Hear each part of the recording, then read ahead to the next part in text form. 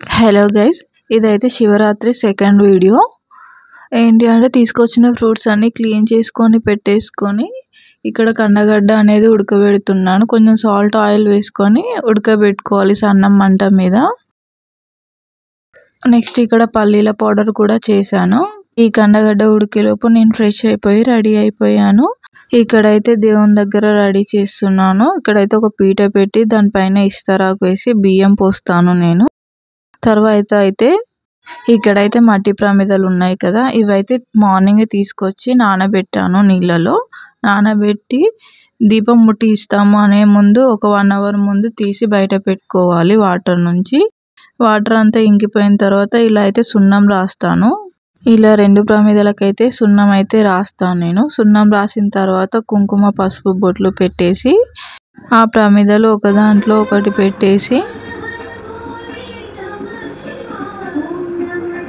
ఇలా అయితే దేవుని దగ్గర అన్ని పండ్లు పూలు అన్నీ పెట్టేసుకోవాలి. మనం ఏమైతే తీసుకొచ్చామో అవి పెట్టేసుకున్న తర్వాత ముందు ఇస్తరాకు వేసి ఒక పొద్దున్న వాళ్ళు తినేటట్టు అన్ని ఫ్రూట్స్ దేవుని దగ్గర అయితే ఏమేమి పెట్టామో అవన్నీ పెట్టేసుకోవాలి. మనం ఎంతైతే తినగలుగుతామో అంతవరకు పెట్టుకోవాలి.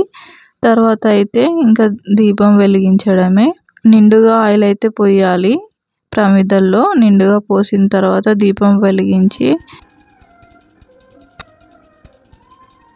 ఇక్కడైతే నేను మంచిగా దండం పెట్టుకొని ముందైతే బెల్లంతో స్టార్ట్ చేయాలి తినడం. అయితే బెల్లంతో స్టార్ట్ చేసిన తర్వాత ఖర్జూర తిన్న తర్వాత ఇంకా వేరే ఏవైనా తినొచ్చు.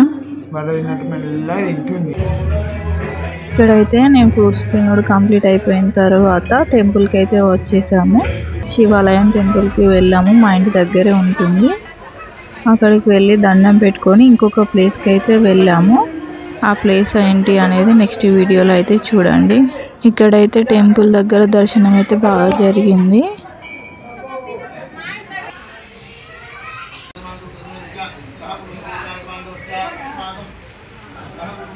ఒక ప్లేస్కి అయితే వెళ్ళామని చెప్పాను కదా, అది నెక్స్ట్ వీడియోలో చూడండి.